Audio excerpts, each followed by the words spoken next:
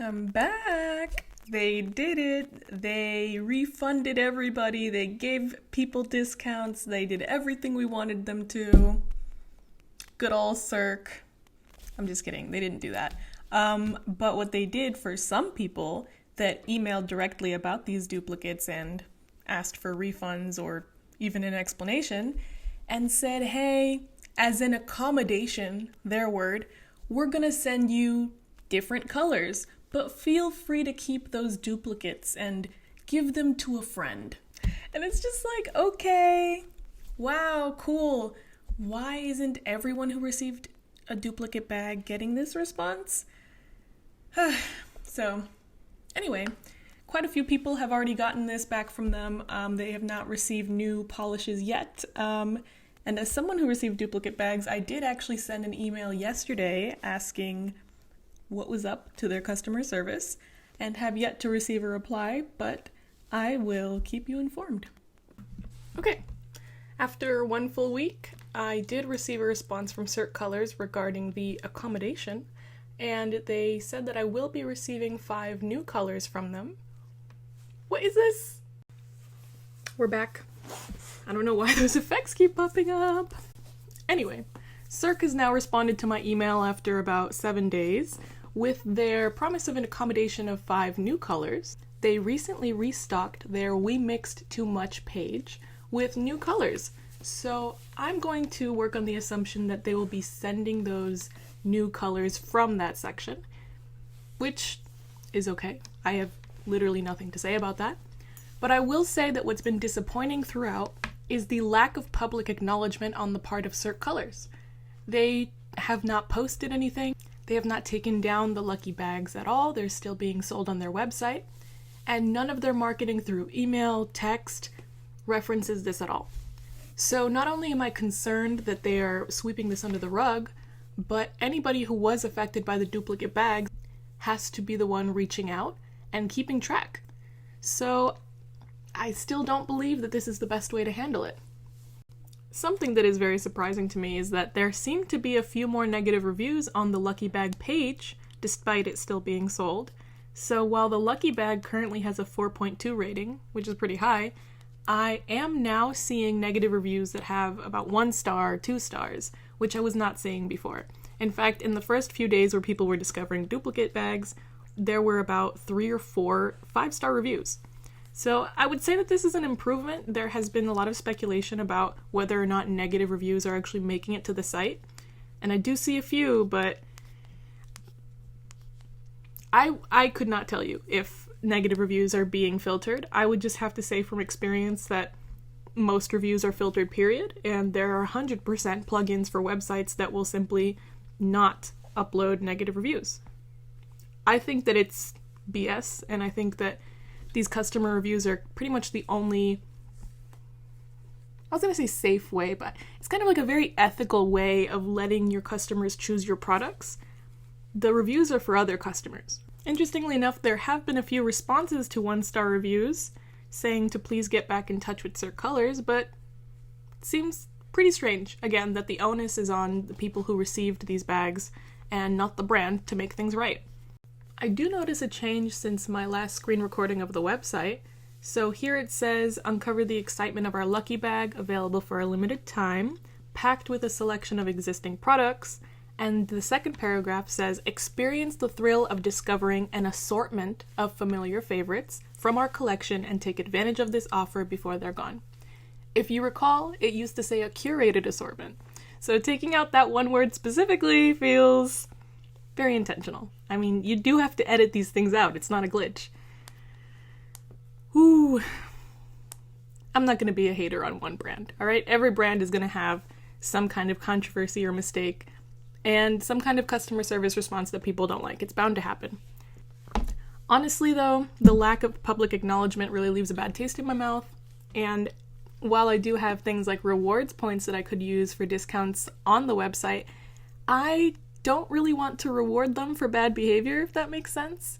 So even though I would be buying those polishes at a discount, it just still seems more beneficial to them than to myself, right? And I've been taking this opportunity to expand into more polishes, indie and boutique. And I actually just made a really fun purchase from a brand called Lights Lacquer, as well as Bee's Knees Lacquer, which I mentioned in the last video. And I did a few swatches of the Bee's Knees Lacquer polishes that I got, Reckless and Give It Back Tenfold. I loved them. They're really, really cool. It was worth the wait. I kind of stumbled upon their page when it was open, so I didn't have to wait that long. And also, they have polishes through Polish Pickup, which is a really cool service that is also like limited. It's maybe seasonal is how you would call it, where they only open for a specific period of time. You can buy their selection from many different brands, and some brands will make polishes specific to PPU and will basically have limited polishes just for people who are buying through there. And it can be really fun. I've heard a lot of great things. Probably the only complaint I've heard is that it takes a little while to ship because they being the PPU establishment, has to receive all the polishes from the brand before they can send them off to you. The last thing I want to do is sound entitled when we're dealing with a small brand versus a large mass-produced brand, right? And genuinely, I don't want to sound ungrateful for brands that truly are offering us something different, but again, there's too much competition for them to be treating current customers like this. Right now, luxury purchases are very limited, right? People don't have as much extra income to spend right now. So the weird thing about the sentiment that people complaining to Cirque Colors are entitled is that when we consider how much these polishes are and how Indian boutique polishes are much more expensive than their counterparts, I do consider these polishes luxury. And now consider that the customers of Dior, Gucci, Chanel can definitely make some demands of the brand, considering that they are spending a lot more money. So if we can understand that the amount that you pay is proportional to the quality of what you're receiving, I think that we should allow some leeway to people who are disappointed in this experience. I think the importance of calling these brands out is genuinely that they could ignore at any moment the feedback that they receive, right? If it isn't in big enough numbers, if it isn't loud enough, it can genuinely simply be ignored. And that's a problem. It's a dangerous line of thinking to say that these brands can do whatever they want. You bought a mystery bag, so you might receive 5 of the exact same thing and it's your fault. It's a bad line of thinking, right? We don't have to let these brands get away with things simply because they're businesses. It's a weird argument to me, personally. So every customer deserves a voice, genuinely.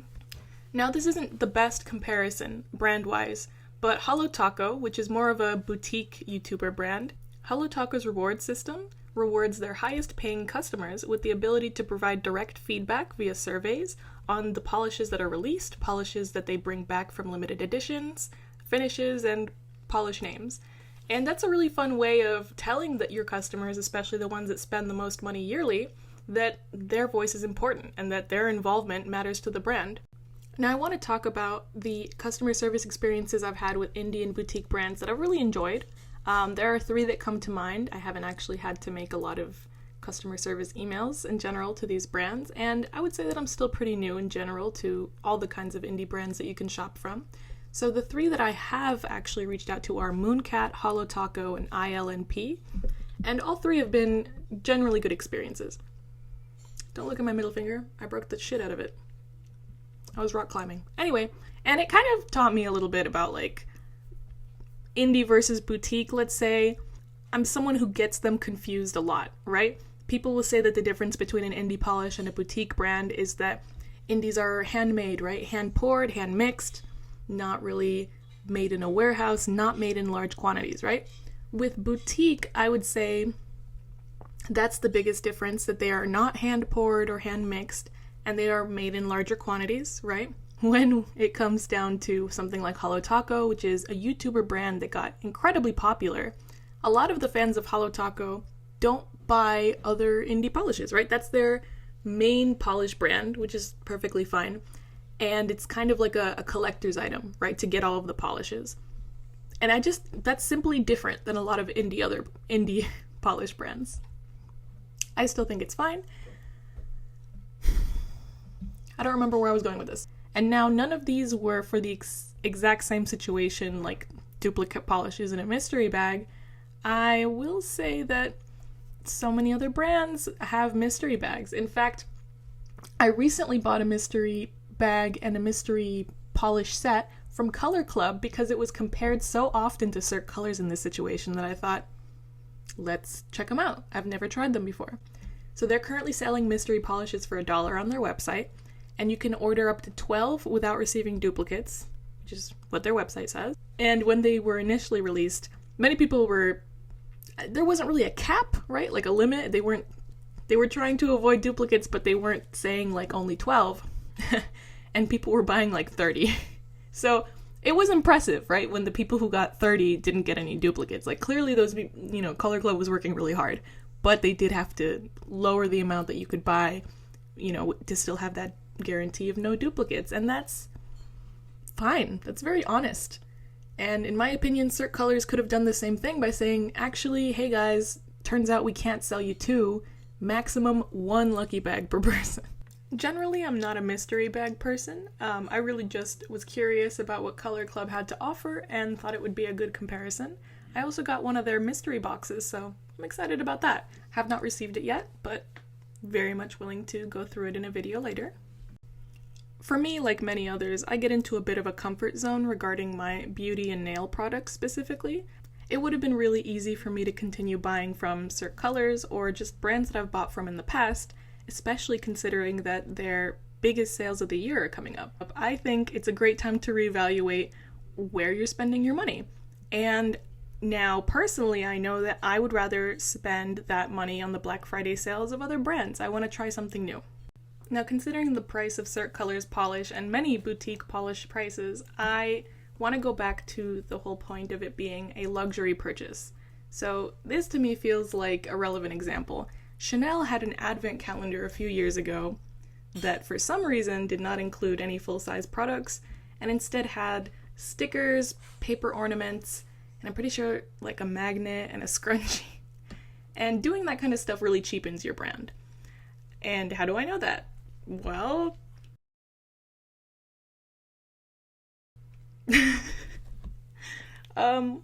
honestly, studying advertising kind of opens your eyes to what luxury brands are really selling you and what branding is about in general.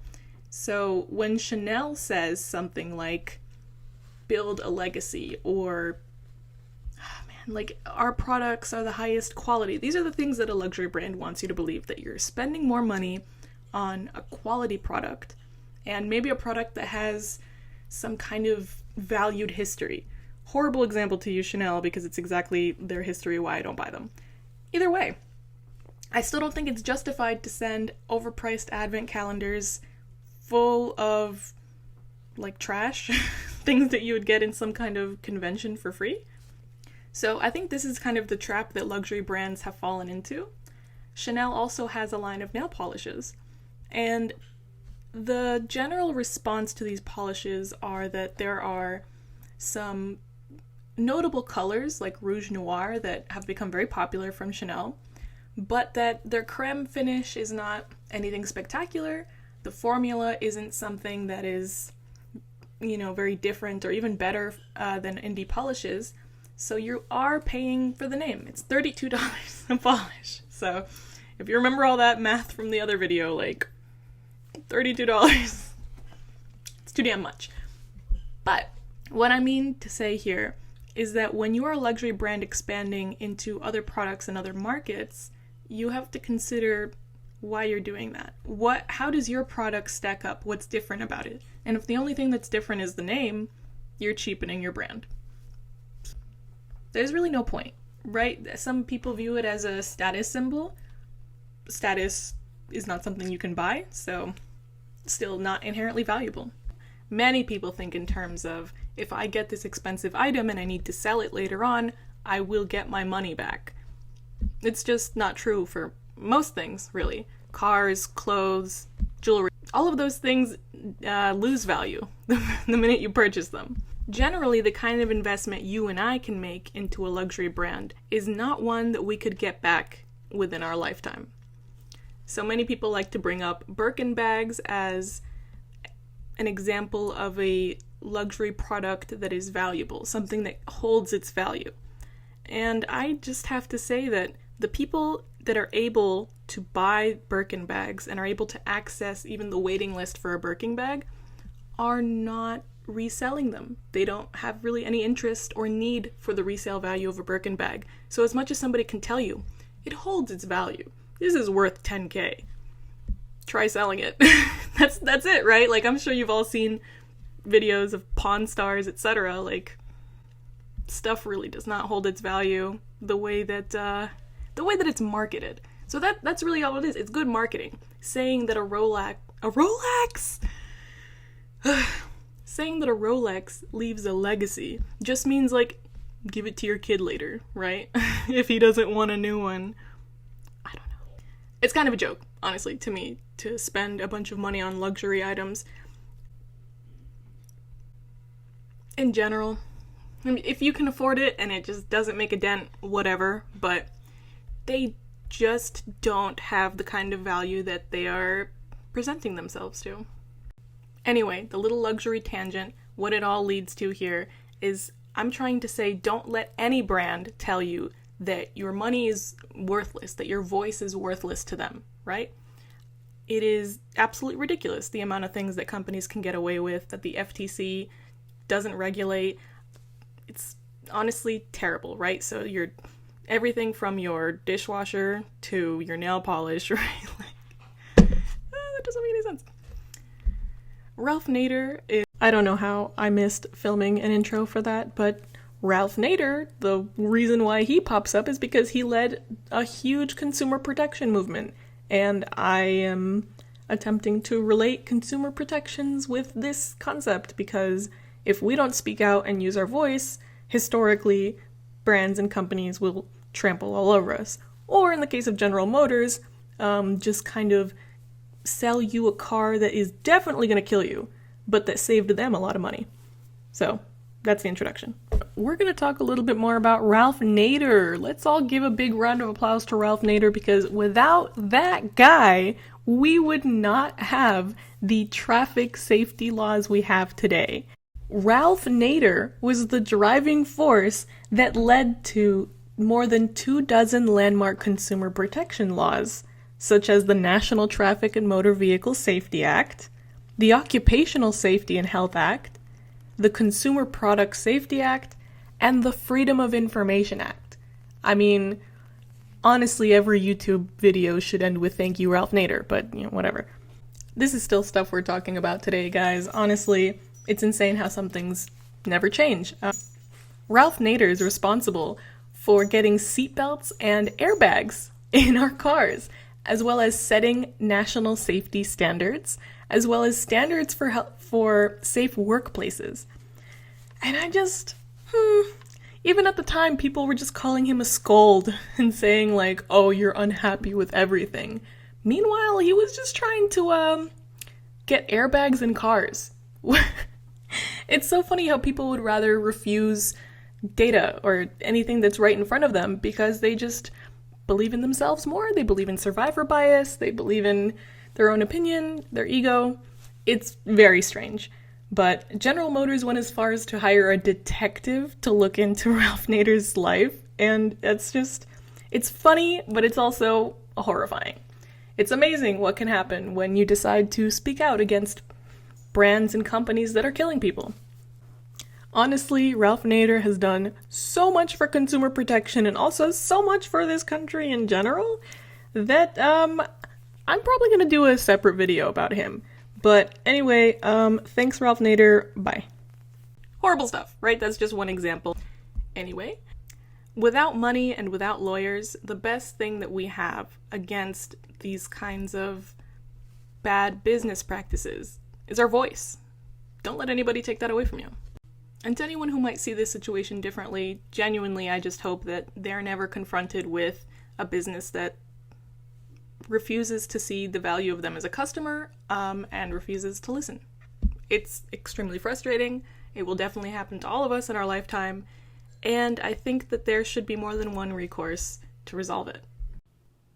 So I know that I said that I have no way of knowing whether or not they are deleting bad reviews or simply filtering them so they don't appear on the website, considering that there are about 6 reviews 2 stars and under. And I forgot that I actually left a 2-star review about 6 working days from the time of recording this video on November 3rd. And as of yet, it does not appear on their site. So I have to now interrupt myself a bit because I don't want to come across like I am only slamming Cirque Colors for doing something like filtering reviews, because the cold hard truth is that every single website now that has reviews and the option to give reviews is filtering them.